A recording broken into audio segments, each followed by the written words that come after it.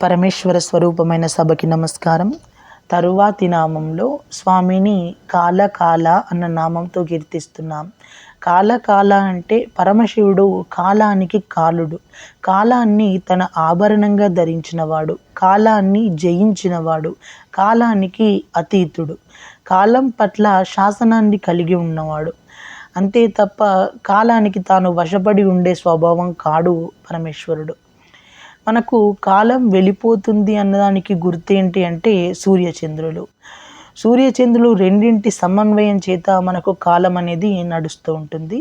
ఇలా కాలం నడిచి వెళ్ళిపోతున్నటువంటి క్రమంలో సమస్త జీవులు కూడా ఈ కాలం నందే పుడతాయి, కొంతకాలం ఉంటాయి, మళ్ళీ ఆయుర్దాయం తీరిపోయిన తర్వాత తిరిగి కాలంలోనే కలిసిపోతాయి.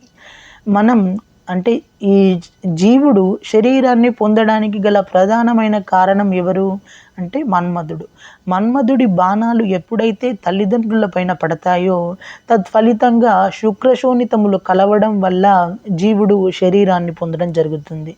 పొంది ప్రారబ్ధాన్ని అనుభవిస్తారు. ప్రారబ్ధం అంటే గత జన్మలో చేసుకున్న పాప పుణ్యాలను అనుభవించడానికి ఈ శరీరాన్ని తీసుకున్న మనం గత జన్మలో చేసిన పాపాన్ని ఆధారం చేసుకొని ఈ జన్మలో కష్టాన్ని అంటే దుఃఖాన్ని, అదేవిధంగా గత జన్మలో చేసుకున్న పుణ్యాన్ని ఆధారం చేసుకొని ఈ జన్మలో సుఖాన్ని, ఆనందాన్ని, సంతోషాన్ని అనుభవిస్తారు. దీన్ని ప్రారబ్ధం అంటారు. కేవలం మనం ప్రారబ్ధంతోనే మన జీవనం సాగట్లేదు. దీంతో పాటు మనం సంచిత కర్మలు కూడా చేస్తున్నాం. సంచిత కర్మలు అంటే ఏంటి? ఇందాక చెప్పుకున్నట్లు మనం వాటిని అనుభవిస్తున్నాం. పాప పుణ్యాల ఫలితాల ఆధారంగా సుఖ దుఃఖాలను అనుభవిస్తూనే మళ్ళీ ఈ జన్మలో కూడా కొత్త పుణ్యాలను చేస్తున్నాం లేదా కొత్త పాపాలను చేస్తున్నాం. వీటిని సంచిత కర్మలు అంటారు. ఈ విధంగా ప్రారబ్ధ కర్మలు అనుభవిస్తూ సంచిత కర్మలు కొనసాగిస్తూ జీవుడి ప్రయాణం అనేది ఈశ్వరుడిచ్చిన ఆయుర్దాయం పూర్తయ్యే పర్యంతము నడుస్తూ ఉంటుంది. మరి ఈ శరీరం పడిపోవడానికి ప్రధానమైన కారణం ఎవరు అంటే యమధర్మరాజు గారు.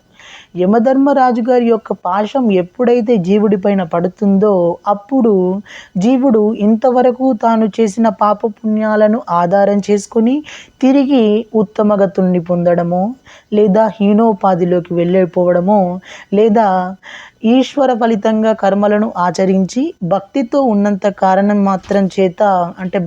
ఉన్నంత మాత్రం చేత ఇక మళ్ళీ ఈ శరీరంతో తిరిగి రావాల్సిన అవసరం లేని పునరావృత్తి రహిత శాశ్వత శివసాయుధ్య స్థితిని పొందగలిగిన మోక్షాన్ని ఇవ్వగలిగిన పరమేశ్వరుని చేరుకోవచ్చు. ఈ విధంగా ఒక మనుష్యుడు మాత్రమే తన జీవిత ప్రయాణాన్ని ఈ మూడింటిగా కూడా తిప్పుకోగలడు. ఇది ఎవరి చేతిలో ఉంది అంటే కేవలం మనుష్యుడి చేతిలోనే ఉంది. అందుకే మానవ జన్మ లభించడం అంత తేలికమైన విషయం కాదు. అందుకని జంతువునాం నరజన్మ దుర్లభం అన్నారు శంకర్లు. ఈ వచ్చింది ఎన్నో జన్మల పుణ్యఫలం వల్ల మనకు ఏదో చిన్న పుణ్యం చేసుకోబట్టి ఈ శరీరాన్ని మనం పొందడం జరిగింది. ఈ పొందినందుకు కొనసాగింపుగా ఇంకొంచెం మంచి పనులు చేసుకొని మనం ఉత్తమ గతుల్ని పొందే విధంగా ఉండాలి తప్ప మనం అదే పనిగా పాపకర్మాలే చేస్తూ ఇక మళ్ళీ హీనోపాధిలోకి తిరియక్కుగా వెళ్ళిపోకుండా చూసుకోవాల్సిన అవసరం ఎంతైనా ఉంది. అయితే యమధర్మరాజు గారి పాశం ఎప్పుడైతే పడుతుందో అప్పుడు మన శరీరం అనేది విడిపోవడం జరుగుతుంది, శరీరం పడిపోవడం జరుగుతుంది, ఆత్మ తిరిగి విడిపోవడం జరుగుతుంది. అయితే ఇలా పరమశివుడు మన్మధుణ్ణి సంహరించాడు. ఆ తర్వాత అందరినీ చంపే యమధర్మరాజును కూడా సంహరించాడు. ఈ విధంగా కాలానికి కాలుడు అంటే మనం కాలంలోకి రావడానికి ప్రధానమైన కారణం వచ్చేసి మన్మధుడు కదా. మన్మధుణ్ణి సంహరించిన వాడు పరమేశ్వరుడు. దాంతోపాటుగా మనకు యమధర్మరాజు గారు, ఈ కాలం నుంచి మనం వెళ్ళిపోవాలి అంటే కారణం యమధర్మరాజు గారు.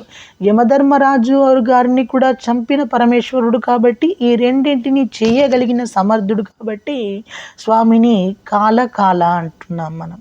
ఇది కాల అన్న నామానికి అర్థం. స్వస్తి. సర్వం శ్రీ ఉమామహేశ్వర పరబ్రహ్మార్పణమస్తు. కృష్ణార్పణం.